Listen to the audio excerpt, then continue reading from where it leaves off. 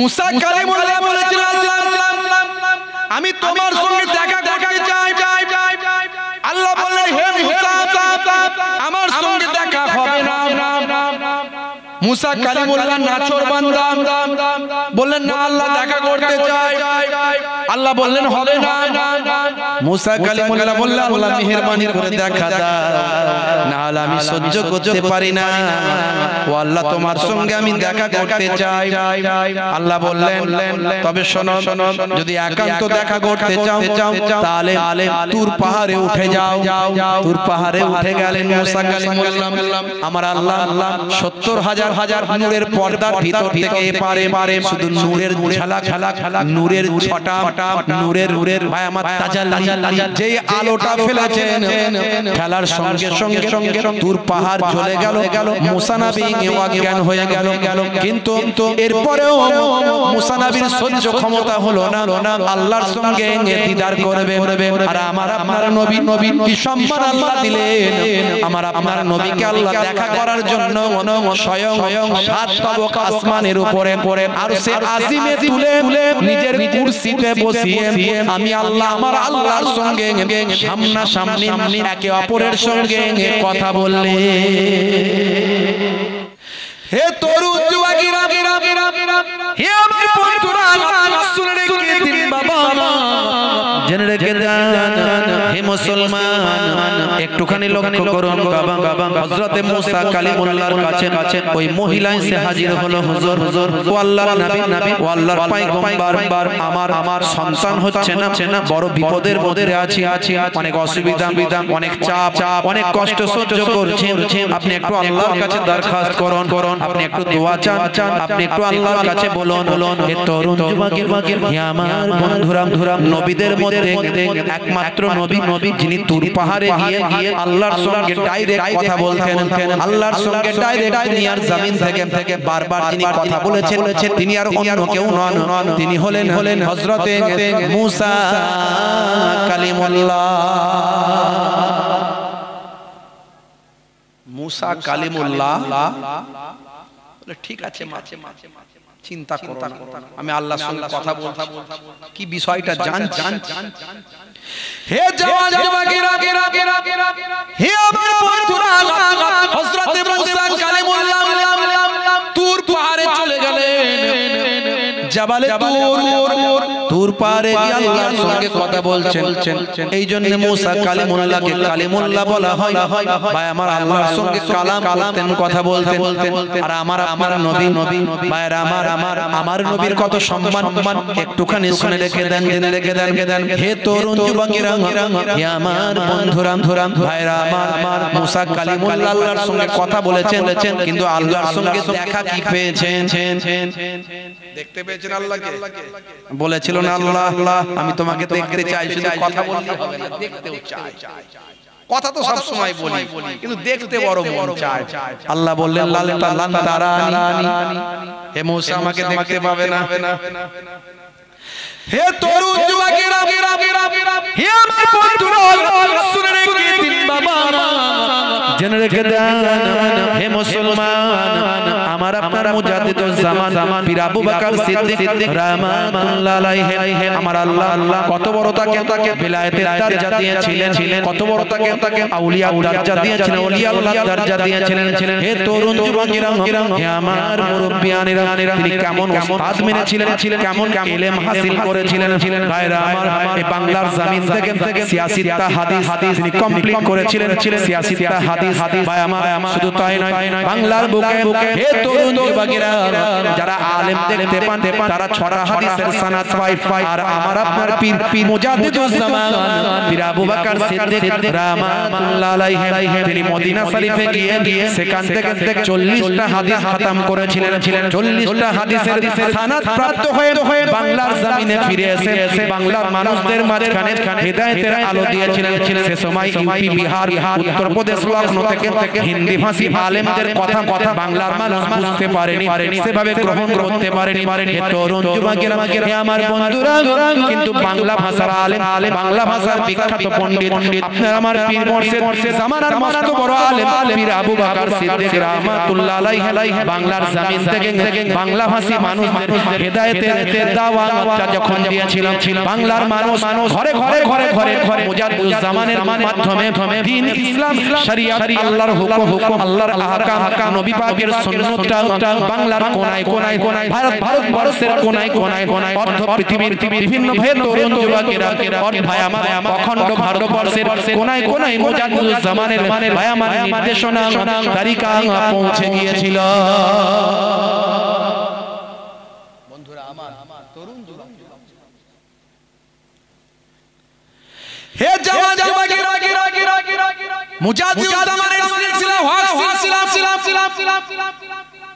শিরক করবে না, মান ইউশরিক বিল্লাহি ফাকাদ হারামাল্লাহু আলাইহিল জান্নাহ, শিরককারীর জন্য জান্নাত চিরতরে হারাম হয়ে যায়।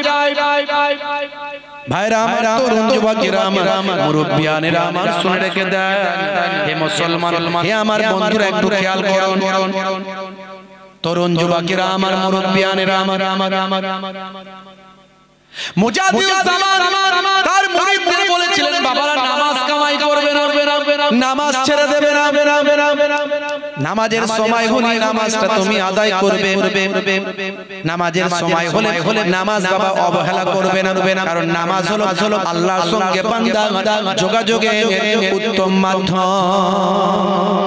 ওয়াক্ত যে হলো ওযু করো মসজিদে চলো, ওয়াক্ত যে হলো ওযু করো মসজিদে চলো, খোদার হুকুম পালন করো, নামাজটা পড়ো,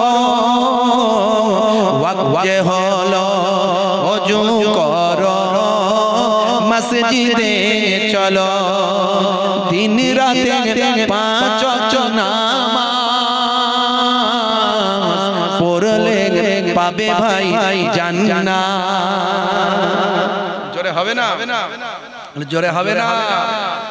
ফজরের সময় হলে মসজিদে যাও তুমি চলে, ফেকো না বিছানায় শুয়ে, খোদা দেন রহমত ঢেলে।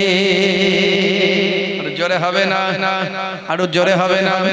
জোহরের সময় হলে কাজটা দাও তুমি ছেড়ে, কিছু সময় দাও নামাজে, সফলতা আসবে চলে।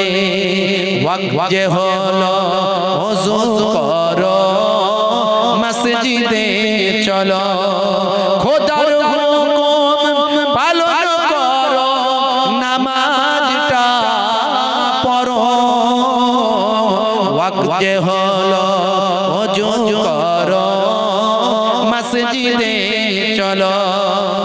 জোরে হবে না, জোরে হবে না। মাগরিবের ওয়াক্ত আসিলে মসজিদে যাও তুমি চলে, কবরে আযাব থেকে মুক্তি প্রভু দেবে। আর জোরে হবে না, জোরে হবে না। এশার সময় হলে অবহেলা না তুমি করে, নামাজ যা তুমি চলে, আমল নামা ডান হাতে পাবে। ওয়াক্ত যে হলো ওযু করো মসজিদে চলো, খোদার হুকুম পালন করো, নামাজটা পড়ো, ওয়াক্ত যে হলো ওযু করো মসজিদে চলো। বলুন না সুবহানাল্লাহ, জোরে হবে না, বলুন ইনশাআল্লাহ। ভাইরা আমার নামাজ পড়তে গেলে পবিত্র থাকতে হবে, কথা ঠিক না? পবিত্র না থাকলে নামাজ হবে? জেরেবান হবে? আচ্ছা, আমাদের তো গোসল ফরজ হয় কি হয় না? প্রত্যেকেরই গোসল ফরজ হয়। অনেকে আমরা জানি না গোসলের ফরজ কটা। গোসলের ফরজ জোরে বলে কটা? বলছেন না কেন? আওয়াজ দেন। গোসলের ফরজ কটা? কিভাবে গোসল করতে হয় বলে? কিভাবে গোসল করতে হয়? আল্লাহর নবী গোসল করতেন কিভাবে? হ্যাঁ, জানতে হবে। এগুলো মূল জিনিসগুলো শিখে নিতে হবে, লজ্জা করলে হবে। ইমাম সাহেব আছে, মাওলানা সাহেব আছে, ইমাম সাহেব শিখতে হবে। আরে হুজুর বয়স হয়ে গেছে, মরতে তো হবে, এখনো পেচ্ছাপ করে পানি নাও না। মুসলমানের ছেলে দাঁড়িয়ে দাঁড়িয়ে চালিয়ে দাও, জিন্সের প্যান্ট পরে, হাই রে হাই, পেচ্ছাপ করে পানি নেয় না। সকাল বিকেল চায়ের দোকানে আড্ডা, রদ দেখা কলা বেচা দুটো চলছে। আচ্ছা, চায়ের দোকানে 26 আছে না? হ্যাঁ, আমার পল্টু ভাইয়ের পয়সা বেশি, চায়ের দোকানে 26 ইঞ্চি। 8 থেকে 80 সবার মুখে হাসি, সেখানে গেলে সবাই তখন খুশি। চাচা আমার আসরের নামাজ পড়েও ছুটছে, যাচ্ছে কোথা? বলে পল্টুর দোকানে কি করতে? বলে বেদের মেয়ে জোসনা দেখতে। উনি সর্বনাশ! মুসলমানের হাই রে হাই। 8 থেকে 80 সবার মুখে হাসি, পল্টু ভাইয়ের পয়সা বেশি, চায়ের দোকানে 26 ইঞ্চি। রদ দেখার কলা বেচা হয়, চাও খায় আর 26 ইঞ্চিতে হাঁ করে তাকায়। ফাটাকে টিসুমটা সামনে খুশি দেখে, ভাই আছে না নাই? চিন্টু ভাইয়ের পয়সা নাই, কি করবে? মাথায় চুলতে যায়, খদ্দের নাই। মাথা চুলকে চিন্তা করে কি করে খদ্দের বাড়ায়। অনেক চিন্তা করার পরে মাথায় তার খুপড়িতে বুদ্ধি এসে যায়। সে বলে পল্টুর পয়সা বেশি, চায়ের দোকানে 26 ইঞ্চি। 8 থেকে 80 সবার মুখে সেখানে এলেন খুশি, আর আমার পয়সা নাই, কি করব? চিন্তা করে চুল উঠে যায়। অনেক ভাবনা করে বুদ্ধি পেয়েছি ভাই, ও রেখেছে টিভি, আমি রাখবো ঘরের বিবি। ঘরের বউকে নিয়ে এসে হাজির চায়ের দোকানে। পল্টুর দোকান থেকে চা খায় আর ভাবির কাছে পান খায়। ভাবি, তোমার হাতের পানটা খেতে কি সুন্দর! হাই রে হাই, রাগ করবেন না বাবা। হে তরু যুবকেরা, হে আমার বন্ধুরা, শুনে রেখে দিন বাবা, জেনে রেখে দেন। হে মুসলমান, চায়ের দোকানে ক্যারাম খেলে, চায়ের দোকানে জুয়া খেলে, চায়ের দোকানে টিভি দেখে ঘন্টার পর ঘন্টা সময় নষ্ট করেছো। নামাজের সময় হলে মুয়াজ্জিন 5 বার করে বলে, হে নামাজি এসো। হে মুসলমান, নামাজে এসো। নামাজে যদি তুমি আসতে পারো, আমার আল্লাহ তোমাকে কামিয়াবি দেবে। আমার আল্লাহ সেটা খুলে বলো। হে মুয়াজ্জিন খুলে বলো, আমি আল্লাহ কামিয়াবি দেব। নামাজে বান্দা এসো আর কামিয়াবিটা সঙ্গে নিয়ে বাড়িতে যাও। হে জওয়ান যুবকেরা, 5 বার করে মুয়াজ্জিন বারবার করে আযান দেয়, কিন্তু মুসলমানের ছেলে কানের এপাশ দিয়ে ঢুকলে ওপাশ দিয়ে বেরিয়ে যায়। মুয়াজ্জিন তুই যত বের বলবি বল, আমি কান করেছি হাওড়ার বল। এদিক দিয়ে ঢুকলে আর ওদিক দিয়ে বেরোবে, রাত দিন শুনছি কিন্তু মসজিদে যাই না। আছে না নাই? কি হবে মানুষ হয়ে, কি হবে মানুষ হয়ে, যদি না চিনতে পারে প্রভুকে, যদি না চিনতে পারে নিজ প্রভুকে, কি হবে মানুষ হয়ে? মানুষগুলো করছে দেখো খোদারি ওই ইবাদত, দিনে রাতে নামাজ ছেড়ে ধরছে তারা পাটির ধ্বজা। নেতার ওই পেছন ধরে দিনে রাতে নামাজ ধরছে তারা পাটির ধ্বজা। কি হবে মানুষ হয়ে, কি হবে মানুষ হয়ে, কি হবে মানুষ হয়ে? মানুষগুলো করছে দেখো খোদারি ওই ইবাদত, দিনে রাতে নামাজ ছেড়ে ধরছে তারা পাটির ধ্বজা। মানুষগুলো করছে দেখো খোদারি ওই ইবাদত, দিনে রাতে নামাজ ছেড়ে ধরছে তারা পাটির ধ্বজা। নেতার ওই পেছন ধরে ঘুরছে তারা বনবনিয়ে নেতার ওই পেছন ধরে ঘুরছে তারা বনবনিয়ে যদি একটা টিকিটে পাই জমবে খেলা যদি একটা টিকিটে পাই জমবে খেলা কি হবে মানুষ হয়ে কি হবে মানুষ হয়ে কি হবে ছেলে সেজে কি হবে ছেলে সেজে কি হবে ছেলে সেজে যদি না থাকতে পারে পিতা মাতার কষ্টে পাশে আছে না নাই বাপকে বলছে আব্বা জায়গাটা লিখে দেবে কোনে বলো কবে দেবে বলো মাকে বলছে মা খেতে দিবি তো দিন নালে চললাম আছে না নাই অথচ আল্লাহ বলে দিয়েছিলেন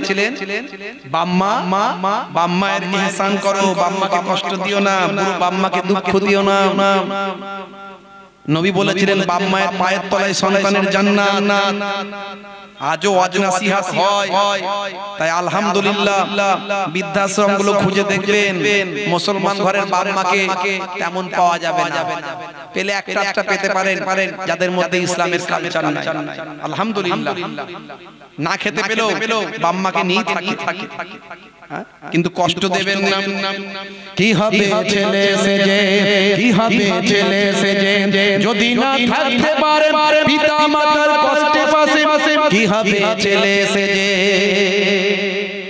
আজকাল করছে ছেলে পিতা মাতার জায়গা জমি জীবন দশাতে তাদের নিজের নামে লেখা পড়ি আজকাল করছে ছেলে পিতা মাতার জায়গা জমি জীবন দশাতে তাদের নিজের নামে লেখা পড়ি ছেলের বিয়ে বলে ঘর জামাই যাচ্ছে চলে ছেলের বিয়ে বলে ঘর জামাই যাচ্ছে চলে অথবা আলাদা হলো মাকে ছেড়ে অথবা আলাদা হলো মাকে ছেড়ে নতুন বিয়ে হতে না হতে বৌমার মা শিখিয়ে দিচ্ছে সংসার ছোট কর বৌমা তো ভাবছে যে আমার বুড়ো শ্বশুর শাশুড়ি তাদেরকে যদি নিয়ে এক মুঠো খাই তো অসুবিধা কোথায় কিন্তু হলে কি হবে রাত দিন ওপর মহল থেকে ফোন আসছে তো কি করবে কিছুদিন যেতে না যেতেই বুড়ো বাপ মাকে আর দেখে না আছে না নাই বৌমা কবরে ঢুকতে হবে মা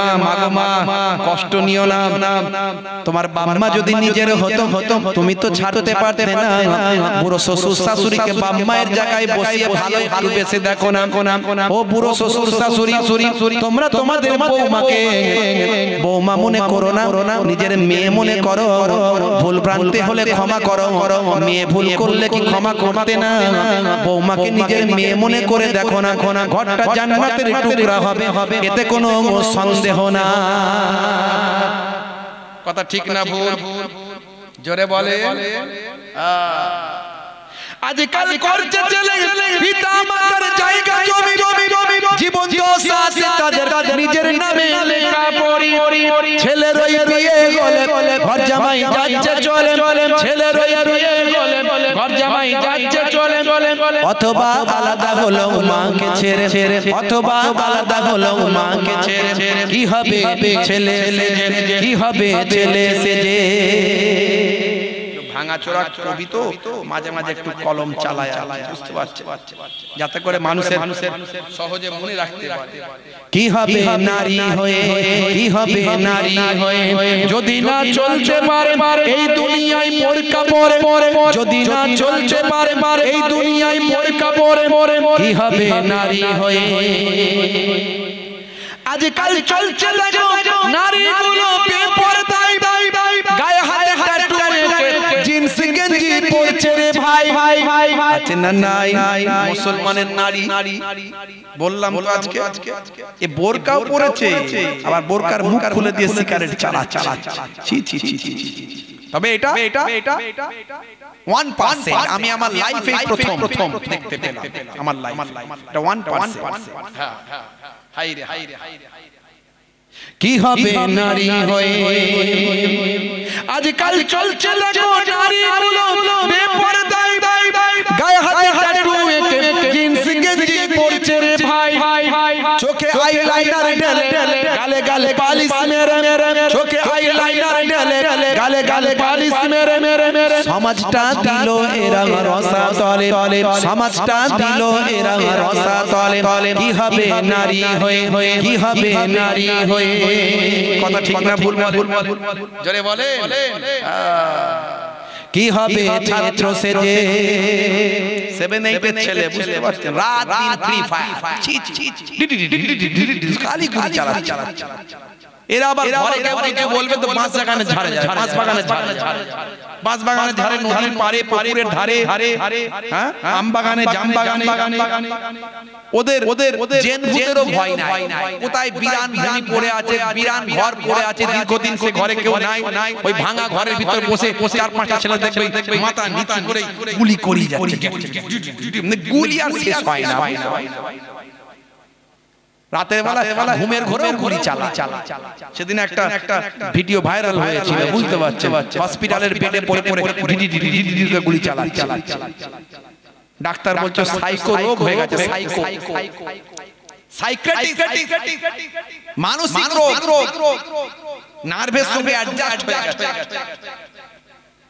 আর নবী বলেছে নেশা হলো হারাম এই যারা ঘন্টার পর ঘন্টা ফ্রি ফায়ার পাবজি অনলাইন মোবাইলে চালিয়ে যায় বিছানায় শুয়ে শুয়ে রাতের বেলা বুঝতে পারছেন এই শীতকাল কম্বলের ভিতর মুড়িয়ে দিয়ে বাপ মা যাতে শুনতে না পায় আওয়াজও কমিয়ে দেবে লাইটও কমিয়ে দেবে দিয়ে তার মাঝখানে একটা ভিডিও ভাইরাল হয়েছে দেখবেন কাবা ঘরের সামনে বসে আছে বুঝতে পারছেন কাবা ঘরের সামনে বসে আছে নবীর আল্লাহর ঘরের মেহমান আল্লাহর ঘরের মেহমান সেখানে বসে বসে পাবজি না ফ্রি ফায়ার খেলছে মোবাইলে অন্য একজন সেটাকে আবার ক্যামেরা করেছে করে আবার ভাইরাল দেখবেন অনেকে দেখেছে কাবা ঘরের সামনে কেউ শান্তি নাই মারাত্মক নেশা বাম্মা যাচ্ছে হয়তো হজে যাবি বলে নিয়ে চলে গেছে সে তো হজে যাওয়ার লোক নয় সে তো ফ্রি ফায়ার খেলার লোক তা আল্লাহ তার নসিবে রেখে হয়ে গেছে কোন একটা ভালো কাজ হয়তো আছে তার জন্য কবুল হয়েছে নালে যেতে পারতো না কিন্তু সেখানে কেউ ছাড়ে হাইরে মুসলমানের ঘরের ছেলে বাচ্চা বয়সে হাইরে কি হবে ছাত্র সেজে আজকাল ছাড়ছো দেখো সিগারেটের ধোঁয়া মারে বাটি চুল লাল করে কুরকুর কি ওরা সাজে মাথার এদিকটা ফাঁকা এদিকটা চেচে ফাঁকা এদিকটা চেচে ফাঁকা খালি ওপরটা ঢাকা তাকে আবার চুলটাকে উল্টে দিয়ে আবার কালারিং করে কাকাতুয়ার মাথায় ঝুঁকি খ্যাক্সিয়ালি পালাই ছুটি গরু বাছুর দাঁড়িয়ে আছে ঘুঘু পাখি ডাকছে গাছে মারাত্মক ব্যাপার কি ভাইরাস রে ভাই কতজন আমার স্কুলের কত ছেলেকে যে চুল কাটা করিয়েছি হতভাগা কাল যদি দেখি এখন তো মারা টারা নিষেধ আর আমিও মারি না কিন্তু বকি আমাকে ওরা মানে এলাকার লোকজন মানে তো পীরের ঘরের নাতি পোতা ও বলছে বলুক ও হুজুর বলবো এরকম শুনতে হবে বুঝতে পারছো কাল থেকে পিটিয়ে ছাতু বানিয়ে ফেলবো একদম চোখ দেখা মারতে হয় না মারি না তো পরের দিন আবার কেটে কুটে আসে বুঝতে পারছো হাইরে আজকাল ছাত্র দেখো সিগারেটের ধোঁয়া মারে বাটি চুল লাল করে কুরুক মুরগি ওরা সাজে না পরে ফাঁকি মেরে মিথ্যা বাপ মাকে বলে না পরে ফাঁকি মেরে মিথ্যা বাপ মাকে বলে লাইফে পাইপ ওরা দিল ভরে লাইফে পাইপ ওরা দিল ভরে কি হবে ছাত্র সেজে কি হবে ছাত্র সেজে কি হবে হুজুর সেজে কি হবে হুজুর সেজে আমার মতো হুজুরের তখনই মূল্য আছে যখন আমি ভালো ভালো কথা মানুষের কাছে পৌঁছাবো মানুষ গ্রহণ করবে আর আমার দ্বারাই মানুষ হেদায়েত হবে আমার দ্বারাই মানুষ বেহেদায়েত হবে না তখনই আমার মতো হুজুরের দাম না হলে আমার মতো হুজুরের কোনো দাম নাই আমার দ্বারাই যদি ফিতনা হয় ঝগড়া হয় অশান্তি বাড়ে আমার কোনো দাম নাই তাই লিখেছি কি হবে হুজুর সেজে যদি তার কথাতে ওই সমাজেতে ঝগড়া বাড়ে যদি তার কথাতে ওই সমাজেতে ঝগড়া বাড়ে কি হবে হুজুর সেজে কি হবে হুজুর সেজে আজকাল কত হুজুর বক্তৃতা দেয় তাদের কথাই মুসলমান মানে ভাই ঝগড়া করে আজকাল কত হুজুর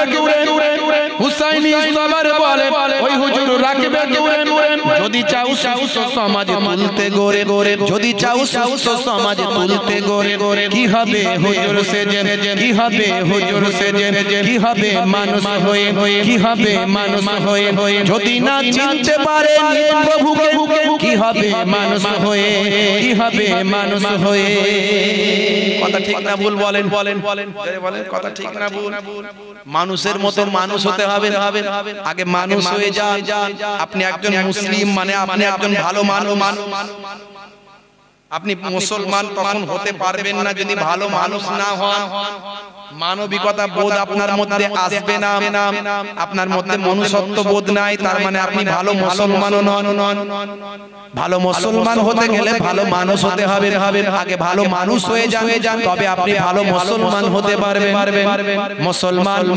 মানুষকে ভালোবাসবেন মুসলমানকে ভালোবাসবেন হিন্দুকে ভালোবাসবেন খ্রিস্টান জৈন বৌদ্ধকে ভালোবাসবেন সারা পৃথিবীর মানুষকে ভালোবাসবেন কেউ বিপদে পড়লে আপনি দেখবেন না এটা মুসলমান না হিন্দু মানুষ বিপদে পড়েছে আপনি তার পাশে দাঁড়াবেন এটাই আমার নবীর আদর্শ নবীর আদর্শ আমরা ভুলে যাচ্ছি বাপ হে তরুণ যুবকেরা আজকে দেখছেন বাংলাদেশে মারাত্মক অশান্তি চলছে বিরাট গন্ডগোল চলছে ওই দেশে ভয়ঙ্কর অশান্তি চলছে আপনারা দেখেছেন ভাইরা আমার তরুণ যুবকেরা আমার ওই দেশের ঘটনা আমাদের এই দেশেও পড়তে শুরু করেছে হ্যাঁ কলকাতায় মিছিল হয়েছে বাংলাদেশের ঘটনা নিয়ে বুঝতে পারছেন কি হয়েছে বাংলাদেশে একজন স্বামীজি একজন ধর্মগুরু নাম হচ্ছে চিন্ময় বাবু চিন্ময় দাস প্রভুজি তারা বলে প্রভুজি ধর্মগুরু আমরা যেমন বলি না হুজুর পীর সাহেব এইরকম সম্মানের যাই হোক ভাইরা আমার তরুণ যুবকেরা আমার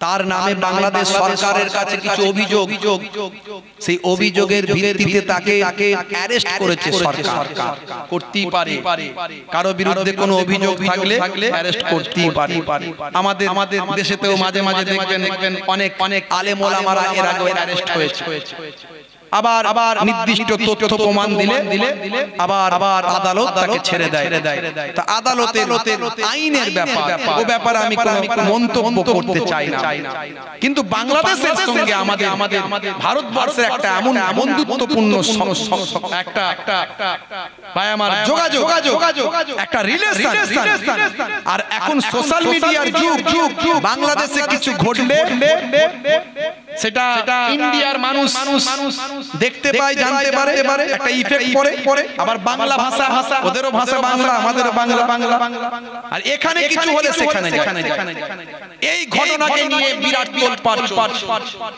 বিরাট গন্ডগোল চলছে ধর্মের খেলা শুরু করে দিয়েছে কিছু মানুষ ওই দেশেও ধর্মের খেলা চলছে এই দেশেও ধর্মের খেলা চলছে বুঝতে পারছেন যে যা সুযোগে সদ্ব্যবহার রাজনৈতিক ফায়দা রাজনীতির ফায়দা ভাইরা সেখানকার নেতারা বলছে ভারতে মসজিদ দখল করে নিচ্ছে এই মসজিদ ভেঙে দিচ্ছে এই মসজিদকে বাঁচানোর জন্য মুসলমানদের তিনজনকে গুলি করে মেরে দিয়েছে কদিন আগে উত্তরপ্রদেশে হলো ওখানকার নেতা বলছে বুঝতে পারছেন কি অবস্থা ওরা কত আমাদের দেশের খবর রাখছে আমাদের এখানকার নেতা বলছে সর্বনাশ সব শেষ করে ফেললো ওখানে সব শেষ করে ফেললো আমাদেরকে এগোতে হবে আমাদেরকে চাকতে হবে আচ্ছা সেটা একটা রাষ্ট্র আর পশ্চিমবঙ্গ একটা রাজ্য রাজ্যে লাফালাফি করে তো লাভ নাই লাফালাফি করলে রাষ্ট্রের সঙ্গে রাষ্ট্র লাফালাফি করতে হবে তো আমাদের রাষ্ট্রের মাথায় বসে আছে কেন্দ্রের প্রধানমন্ত্রী আছে যা বলার তিনি বলবেন তার দপ্তর বলবে স্বরাষ্ট্রমন্ত্রী বলবে আসলে তা নয়। তারা ওখানে যত আমাদের মুসলমানরা এখানে আমরা অনেক সময় অনেক মুসলমানকে গরুর গোশতের নাম করে এই করে ওই করে মারধর গণপিটুনি মবলিং এগুলো হয়, তারা সেগুলো বলে সেখানে তারা গুডুল তৈরি করছে। ভালো করে সেখানে তারা যাতে মানুষের ভোটটা পায়, মানুষকে ঐক্যবদ্ধ করছে, কারণ সেখানে সংখ্যায় মুসলমান বেশি। ভারতের মুসলমান থেকে সবাই করে ফেললো বললে ওখানকার মুসলমানরা উত্তেজিত, যে বলছে তার দলে সব আসবে। দেখছো কত ভালো লোক। আবার এখানকার নেতা ওখানে সব হিন্দুদেরকে সব মেরে ফেলছে, সর্বনাশ করে ফেলছে। এখানকার আবার হিন্দু সংখ্যা বেশি, তারা আবার তার দিকে চলে যাবে। এই খেলা, এই অঙ্ক যতদিন আমরা বুঝতে পারবো না, আমাদের উন্নতি হবে না। ভাইরা আমার, আখেরি জামানা, মাথা গরম করবেন না। নেতাদের লাভ সব জায়গায়, মাথা যত গরম করবেন নেতাদের তত লাভ বেশি হবে। তারা ঠিক ভোটটা বেশি পাবে, মানুষকে ঐক্যবদ্ধ করবে, আইনের পথে চলবে। তবে কোন জায়গাতেই সংখ্যালঘুদের উপর অত্যাচার এটা কখনো কাম্য নয়। সংখ্যাগুরুদের উচিত সংখ্যালঘুদের প্রোটেক্ট করা, সেটা বাংলাদেশ হোক আর ইন্ডিয়া হোক। কথা ঠিক না ভুল? কারণ সংখ্যালঘুরা চট করে কোনো অন্যায় কাজ করে না, কারণ তারা সংখ্যায় কম, তাদের জানে ভয় আছে। মনে করুন আমার এই দেশে সব রাজ্যের মুখ্যমন্ত্রী আমার হিন্দু সম্প্রদায়ের মানুষ, যত বড় বড় অফিসার সব হিন্দু সম্প্রদায়ের মানুষ, প্রধানমন্ত্রী, স্বরাষ্ট্রমন্ত্রী, বাংলাদেশেও তাই, সব জায়গায় মুসলমান। সেখানকার হিন্দুরা চট করে কেন গন্ডগোল করতে যাবে, আর এখানকার মুসলমানরা চট করে কেন গন্ডগোল করতে যাবে? আসলে দলাদলি লাগাচ্ছে, হিন্দু মুসলমানে লাগাতে পারলে ওই দেশের কিছু নেতার ফায়দা আর এই দেশের কিছু নেতার ফায়দা। তাই আমি বলবো কোন রকম কোন অপ্রীতিকর ঘটনার সঙ্গে কেউ যুক্ত হবেন না। আইনের উপর, প্রশাসনের উপর ভরসা রাখবেন। সব কিছুর জন্য আইন আছে, প্রশাসন আছে, কোর্ট আছে, হাইকোর্ট আছে, সুপ্রিম কোর্ট আছে। কোন রকম কেউ গুজব ছড়িয়ে রাস্তায় নামো, মারপিট করো, একদম কখনোই সব কাজ করতে যাবেন না। এই কথাগুলো খুলে বলতাম না, কিন্তু বর্তমান যা চলছে ইন্টারনেট খুললি আমার মনে হয় সবাই কেউ আর অবগত হতে বাকি নাই, সবাই জানে। বেশি করে আল্লাহর নির্দেশ মেনে চলুন, রাসূলের সুন্নাত মেনে চলুন। এই কঠিন পরিস্থিতির সময় আল্লাহ বলছেন, বান্দা তোরা আমার হয়ে যা, আমি আল্লাহ তোদের হয়ে যাব। হে তরুণ যুবকেরা, হে আমার বন্ধুরা, শুনে রেখে দিন বাবা, জেনে রেখে দেন, আল্লাহর নবীর এই হাদিসটা মনে রাখবেন বাবা। হে মুসলমান, এই হাদিসটা মনে রাখবেন। পৃথিবীতে যখন চারিদিকে অশান্তি চলবে, ফিতনা চলবে, মারপিট, দাঙ্গা হাঙ্গামা চলবে, চারিদিকে মানুষ যখন অনাচার, অত্যাচার, পাপাচারে লিপ্ত থাকবে, হে যুবকেরা, তখন তুমি আমার নবীর হাদিসকে ফলো করো। আল্লাহর নবী বলেন, হে তরুণ যুবকেরা, শুনে রেখে দাও, আখিরি জামানায় মানুষ যখন ফিতনা, ফাসাদ, অন্যায়, অত্যাচার, অবিচারে মেতে থাকবে, যখন ভাই আমার চারিদিকে যখন হিংসা, চারিদিকে যখন বিদ্বেষ, চারিদিকে যখন বিভাজন, সেই সময় তোমরা আমি রাসূলের একটা সুন্নাতকে যদি ভালো করে আমল করো, মান তামাসসাকা বিসুন্নতি ইনদা ফাসাদি উম্মতি ফালাহুল আজরু মিয়াতা শাহীদ। একটা সুন্নাতকে যদি ভালো করে তুমি অনুসরণ করো, মেনে চলো, 100টা শহীদের সওয়াব তোমার নামাজ আমলে আমার আল্লাহ দান করে দেবে। জোরে হবে না? আজ থেকে আপনি নামাজি 5 ওয়াক্ত নামাজি হয়ে যান, রাসূলের সুন্নাত ওয়ালা হয়ে যান। আপনার জবানের দোয়া আল্লাহ কবুল করে নেন। আমার আল্লাহর আশিক হয়ে যান।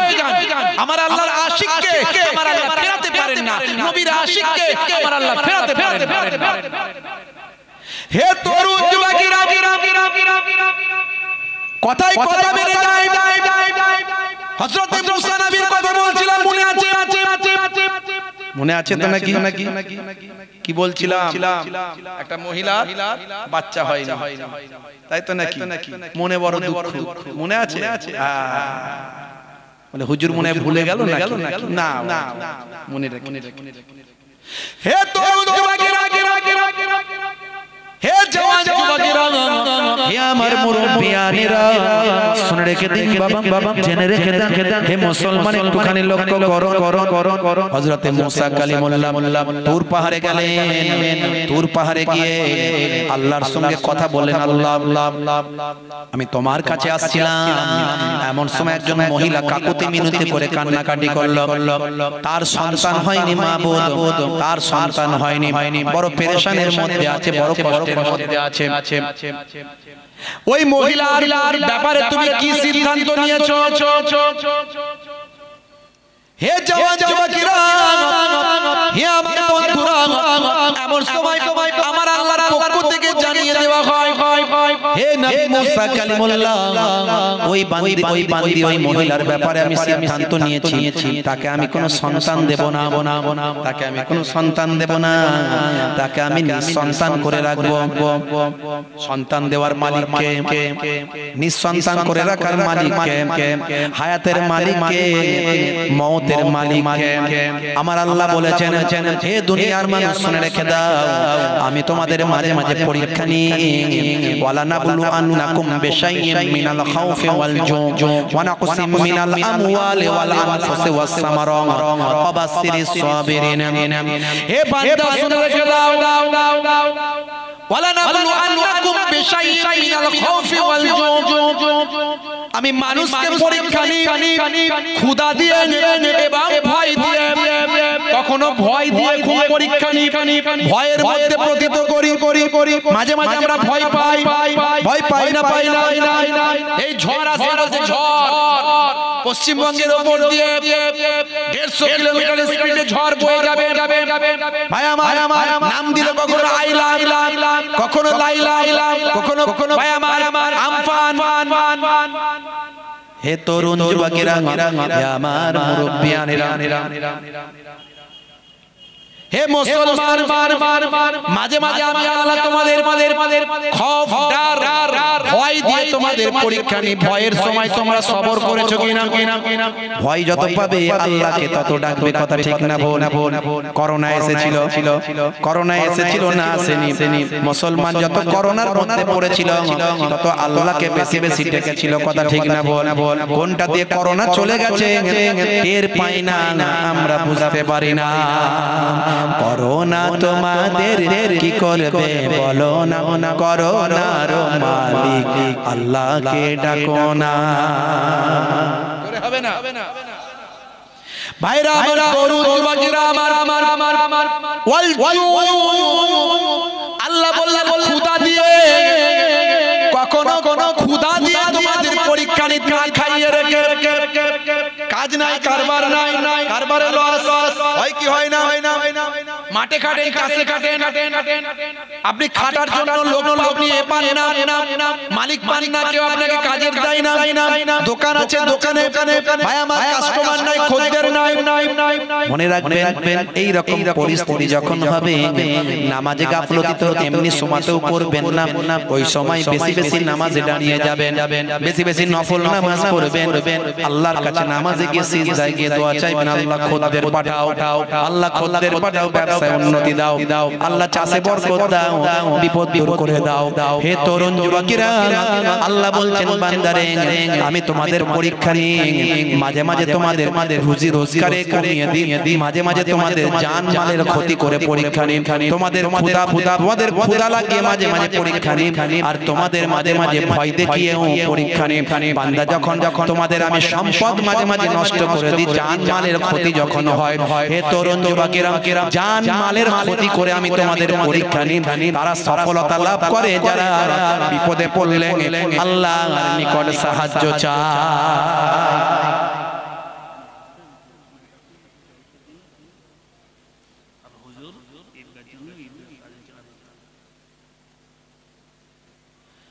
হে তরুণ যুবকেরা হে আমার বন্ধুরা হে আমার মুরব্বিয়ানেরা শুনে রেখে দিন বাবা তাহলে সন্তান দেওয়ার মালিককে জোরে বলেন কে ভাইরা আমার মুসা কালিমুল্লাহকে আল্লাহ বললেন, হে মুসা কালিমুল্লাহ, ওই মহিলা আমি সন্তান দেব না, ওই মহিলাকে আমি বন্দা করে রাখবো, ওই মহিলাকে আমি সন্তান দেব না, এটাই তার তাকদীরে লিখে দেওয়া হয়েছে। মুসা কালিমুল্লাহ ফিরে এলেন, তুর পাহাড় থেকে নামলেন। নামার পরে হে তরুণ যুবকেরা, মুসা কালিমুল্লাহ বললেন, মাগো মা, তোমার ভাগ্য আল্লাহর দরবারে লিপিবদ্ধ হয়ে গেছে। ভাগ্য কোথায় লিপিবদ্ধ হয়? আল্লাহর দরবারে। ওয়াল কদরে খাইরিহি ওয়া শাররিহি মিনাল্লাহি তাআলা। ভাগ্যে ভালো মন্দ যা কিছু হয় সবই আল্লাহর পক্ষ থেকে হয়। কথা ঠিক না ভুল? মাগো মা, তোমার ভাগ্যে লিপিবদ্ধ হয়ে গেছে, তোমার কোনো সন্তান আল্লাহ দেবেন না। ভাইরা আমার আল্লাহ কাউকে সন্তান দেন, সন্তান না দিয়ে কাউকে পরীক্ষা নেন, আবার কাউকে সন্তান দিয়ে পরীক্ষা নেন। বান্দা তুমি কেমন আমার ধৈর্য ধারণ করেছো, কেমন আমার শুকরিয়া আদায় করেছো, কেমন আমাকে মেনেছো। বান্দা তোমার কিছু ক্ষতি দিয়ে, তোমার কিছু লস দিয়ে, তোমার কিছু লাভ দিয়ে, তোমার শরীরের ক্ষতি দিয়ে, তোমার মান সম্পদের ক্ষতি দিয়ে আমি তোমাকে পরীক্ষা নিচ্ছি। বান্দা তুমি কেমন আমার সবর করেছো। ধৈর্যশীল বান্দাদের অন্তর্ভুক্ত হয়েছো কিনা? যারা ধৈর্যশীল বান্দাদের অন্তর্ভুক্ত হয়, যারা আল্লাহর কাছে শরণাপন্ন করে, আমার আল্লাহ বলেন আমি তাদের জন্য পুরস্কার রেখে দিয়েছি। জোরে হবে না? তোমার বুকে রাখো আল্লাহরই ভয়, আসবে না কোনদিন কোনো পরাজয়, আসবে না কোনদিন কোনো পরাজয়। হে তরুণ যুবকেরা, হে আমার বন্ধুরা, হে আমার মুরব্বিয়ানেরা, শুনে রেখে এমন সময় দেখতে পাওয়া যায় মুসলমান, একটু লক্ষ্য করো, হে জওয়ান যুবকেরা, হে আমার মুরব্বিয়ানেরা, সেই সময় মুসা নবীর কাছে ওই মহিলা যখন এই খবরটা শুনলেন, ঝরঝর করে কাঁদতে লাগলো, কেঁদে কেঁদে অস্থির হয়ে পড়ল। মুসা নবী বললেন, মাগো মা, কেঁদো না, আমার আল্লাহ তোমার তাকদীরে যেটা রেখেছেন সেটা দিয়ে তুমি খুশি হয়ে যাও। কারণ আমার আল্লাহ মানুষকে পরীক্ষা নিয়ে থাকেন, তুমি আল্লাহর পরীক্ষায় উত্তীর্ণ হও। মা, সবরকারীর সঙ্গে আল্লাহ আছেন। ইন্নাল্লাহা মাআস সাবিরিন, আমার আল্লাহ কোরআন মাজিদে বলেছেন, ধৈর্যশীল বান্দাদের সঙ্গে আমি আল্লাহ থাকি। হে তরুণ যুবকেরা, মুসা কালিমুল্লাহ এইভাবে চলে গেল কয়েক মাস, মাসের পর মাস এভাবে চলে গেল, বেশ বহুদিন কেটে গেল।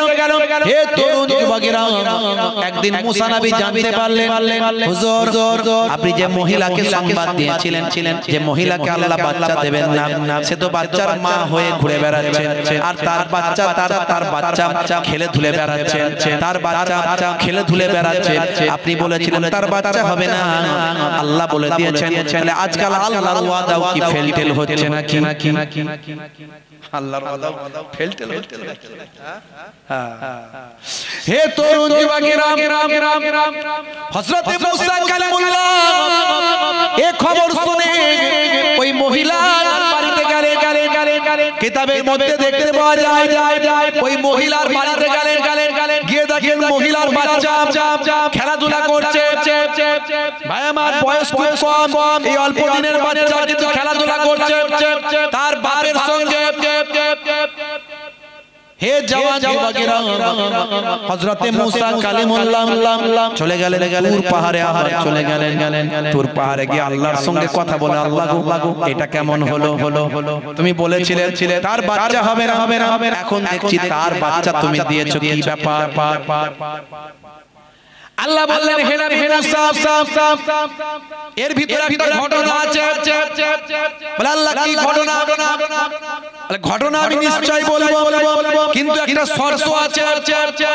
কি শর্ত? আল্লাহ, হে নবী মুসা কালিমুল্লাহ, যাও তুমি তুর পাহাড় থেকে নেমে যাও, নেমে গিয়ে আমার কোন আশিকের শরীর থেকে কিছু গোশত কেটে নিয়ে আসো।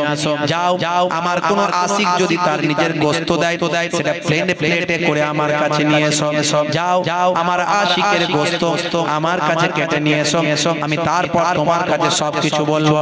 হযরত মুসা কালিমুল্লাহ চিন্তা করলেন, হায় রে হায়, কোন মানুষের গোশত কেটে নিয়ে যেতে হবে। মানুষের গোশত কি কেউ কেটে দেবে? জোরে বলেন, কেটে দেবে?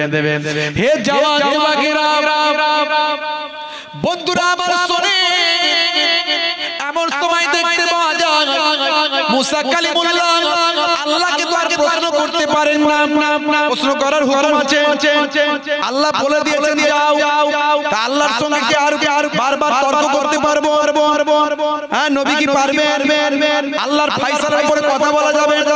যাও হে মুসা কালিমুল্লাহ, যাও তোমার উম্মতের ভিতরে চলে যাও। আমার কোন আশিক বান্দা যদি থাকে তার শরীরের গোশত নিয়ে আমার কাছে চলে এসো, একটু গোশত কেটে নিয়ে এসো, আমি তোমাকে আসল রহস্যটা বলে দেব। বন্ধুরা আমার, মুসা কালিমুল্লাহর কোনো প্রশ্ন করতে পারলেন না যে মানুষের গোশত কি কেউ দেয়, মানুষের গোশত কি কেটে আনা সম্ভব, এসব কোনো কোশ্চেন করলেন না।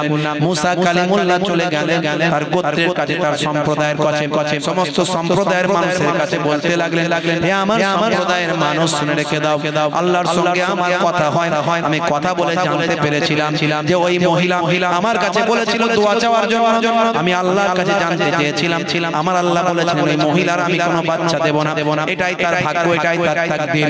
কিন্তু আজকে তার বাচ্চা হয়েছে। তোমরা সবাই জানো আমি আল্লাহর কাছে যখন বললাম, আল্লাহ বললেন যাও কোন আমার আশিক বান্দার শরীরের গোশত টুকরো কেটে নিয়ে আসো, গোশত কেটে নিয়ে আসো।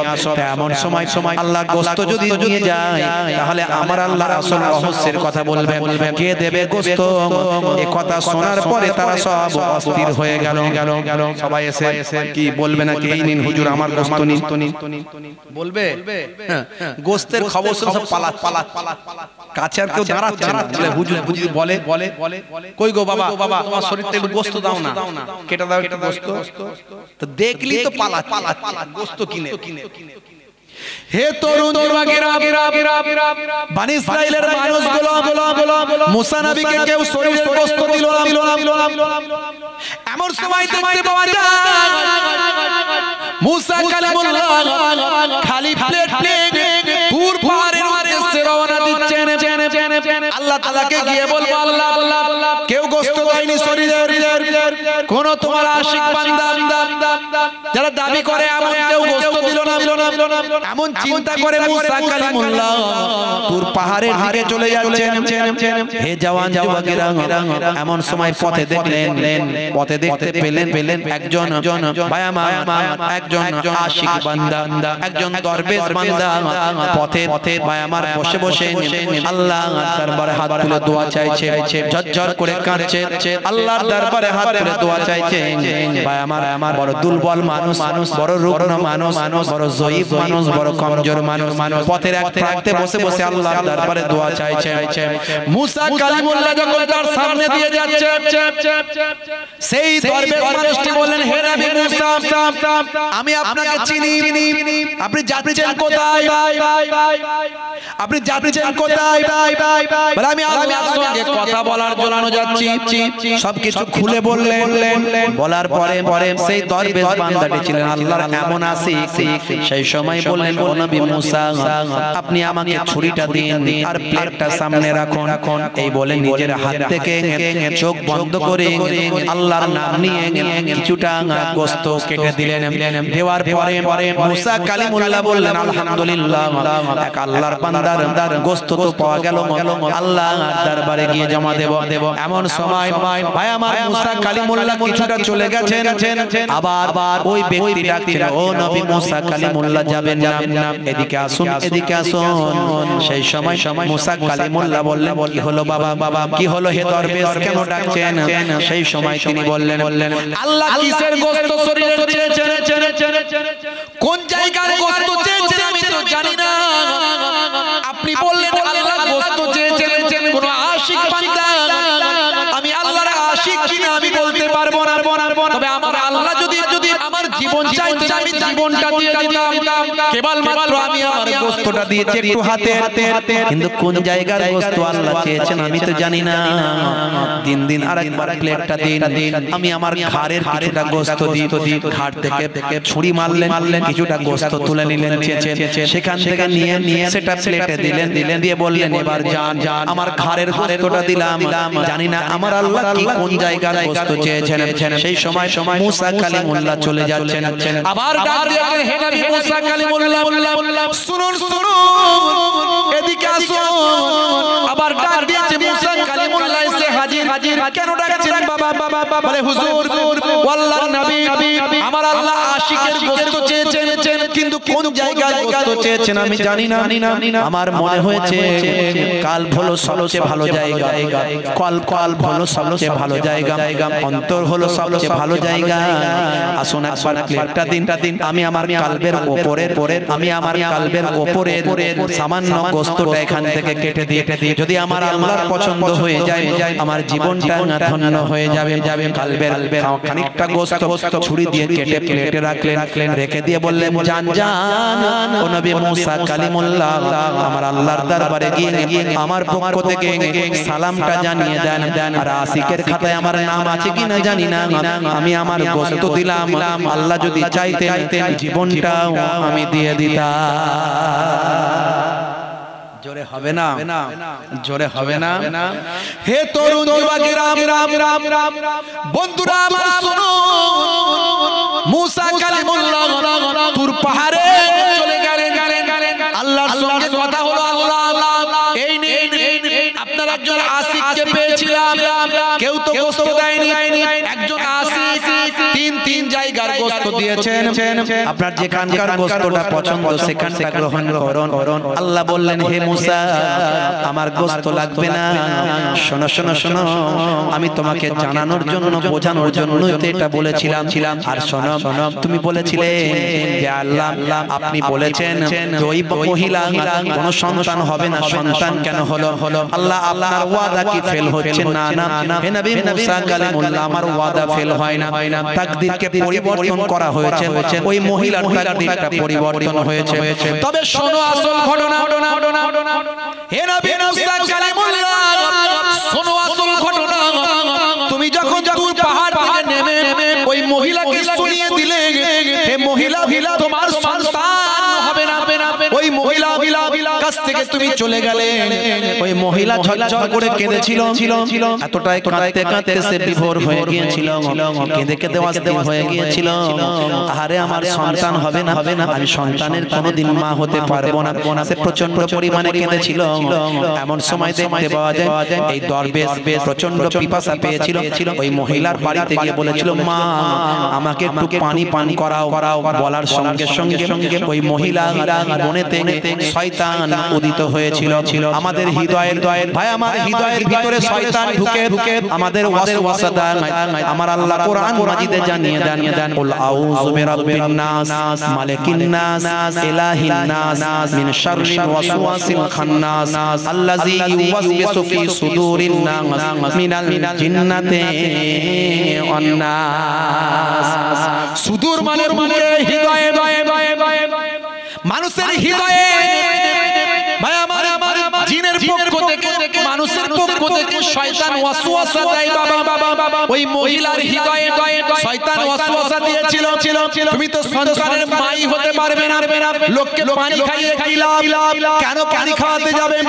আল্লাহর নামে পানি দিতে বলছে, ফি সাবিলিল্লাহ একটু পানি খাওয়াতে বলছে, আল্লাহর নামে একটু দান করতে বলছে পানি। কেন তুমি তাকে পানি পান করাতে যাবে?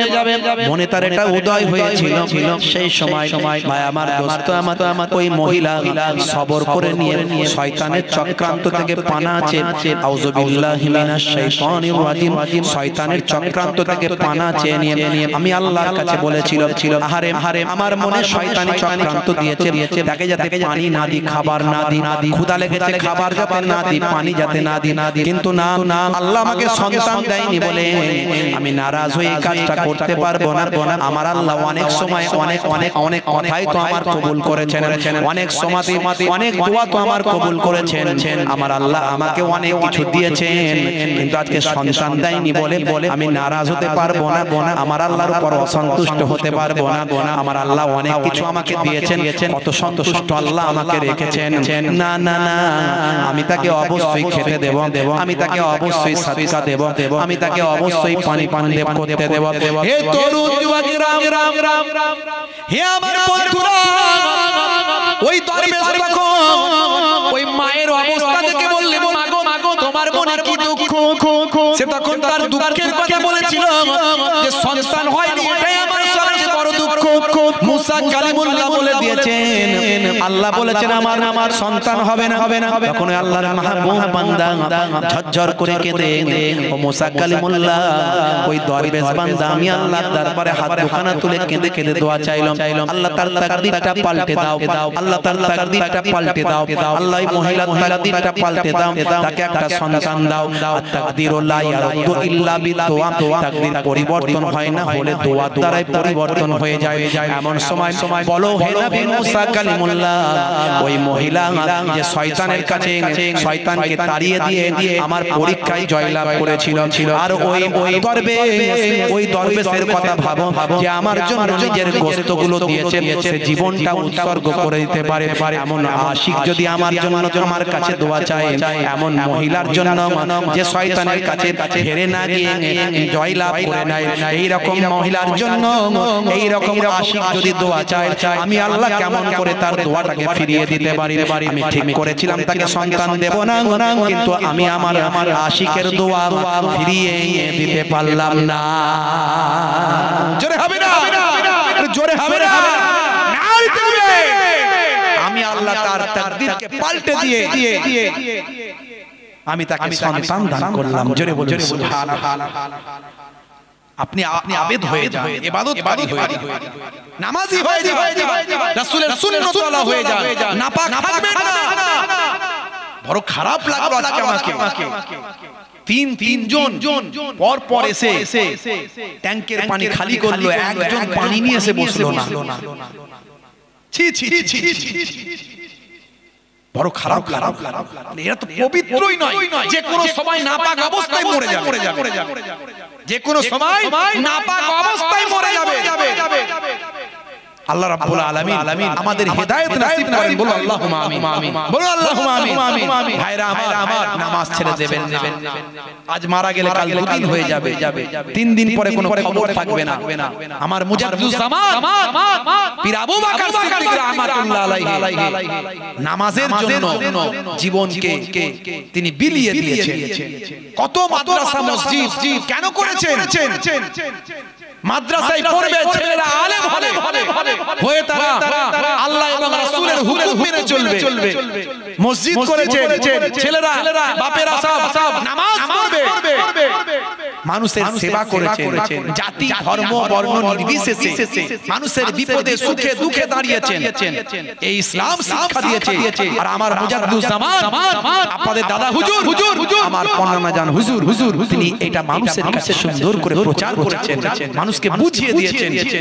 আখেরি জামানায় আমি অনেক ওয়াজ আমার স্টকে আছে, এখন বক্তারা কি বলছে সব মোবাইলে রেখে দিয়েছে। আমি তো কয়েকটা শুনিয়েছি, আগে তো শুনিয়েছি, সেদিনও শুনিয়েছি। হ্যাঁ, বলছে আবু জেহেল নাকি মুসলমান ছিল, আসলে নাম হচ্ছে আবু জাহেল, আর অরিজিনাল নামটা হলো আবুল হিকাম।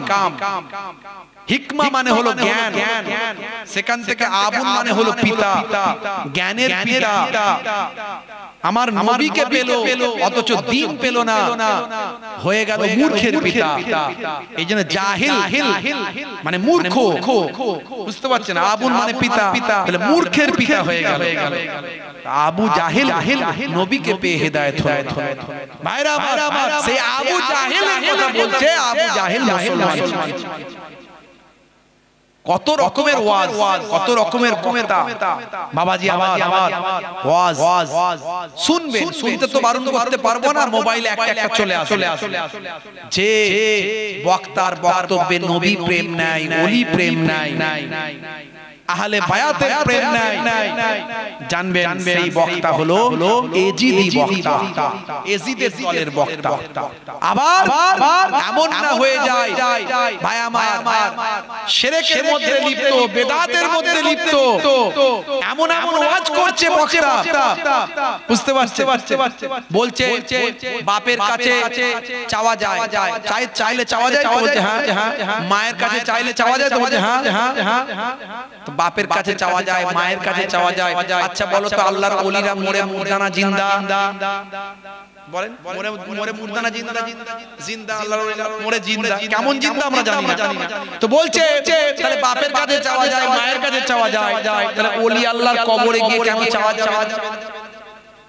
কোথাকার খেল কোথায় লাগাচ্ছে? বলছে ওলি আল্লাহর কবরে গিয়ে কেন বলা যাবে না বাবা পীর আমাকে রক্ষা করো, কারবার দাও, টাকা দাও, এসে টাকা দাও, কারবার দাও, এগুলো দেওয়ার মালিক কে? আল্লাহ। আমরা আল্লাহর ওলিদের জিন্দা মনে করি, কেমন জিন্দা? আল্লাহর ওলিদের ওসিলা দিয়ে দোয়া চাওয়া, তাদেরকে আল্লাহ কেমন জিন্দা রেখেছেন আল্লাহই জানে। বাম্মায়ের কাছে যেটা চাওয়া যায়, মৃত মানুষের কাছে সেটা চাওয়া যায় না। ইমানের গড়বড় করে ফেললে বিপদ। আমার মুজাদ্দিদ জামান আপনারা আমার ঈমানটা কেমন হবে বুঝিয়ে দিয়েছেন, বুঝতে হবে। আমরা আল্লাহর ওলিদের দরবারে গিয়ে তাদের ওসিলা দিয়ে দোয়া চাই, তাদের রূহানি নেক নজর নেক ফায়েজ যাতে হাসিল হয় তার জন্য ওলি আল্লাহর দরবারে যায়, জিয়ারত করতে যায়। মৃত কবরবাসীদের কবরগুলো দেখলে আমাদের মৃত্যুর কথা স্মরণে আসবে, কবরে যায়, কবরগুলো জিয়ারত করতে যায়। বাপেরা আমার নামাজ ছেড়ে দেবেন না, রাসূলের সুন্নাত মাশাআল্লাহ। আস্তে আস্তে এখানে না নিচে আসি, দেরি করব না, হ্যাঁ 20 হয়ে গেছে মাশাআল্লাহ। মামাজান হুজুর কিবলা তিনি চলে এসেছেন, আপনারা খুশি তো নাকি? খুশি তো নাকি? নারে তাকবীর, নারে তাকবীর, সিলসিলা হক ফুরফুরা শরীফ, সিলসিলা হক ফুরফুরা শরীফ মাশাআল্লাহ। ভাইরা বললেন যে হুজুর এই 10টা মিনিট সময় আছে, 8-10 মিনিট সময় আছে, একটুখানি আপনাদের কাছে এই জলসার ব্যাপারে একটুখানি চাঁদা দেওয়ার কথা বলছেন। হ্যাঁ আপনারা তো দিয়েছেন, আরো দেবেন, তো আমি আপনাদের ভাই, আপনাদের বুঝতে পারছেন দুই দরবারের দুই খানদানের মেহমান আপনাদের খেদমতে এসেছে। বাবা মা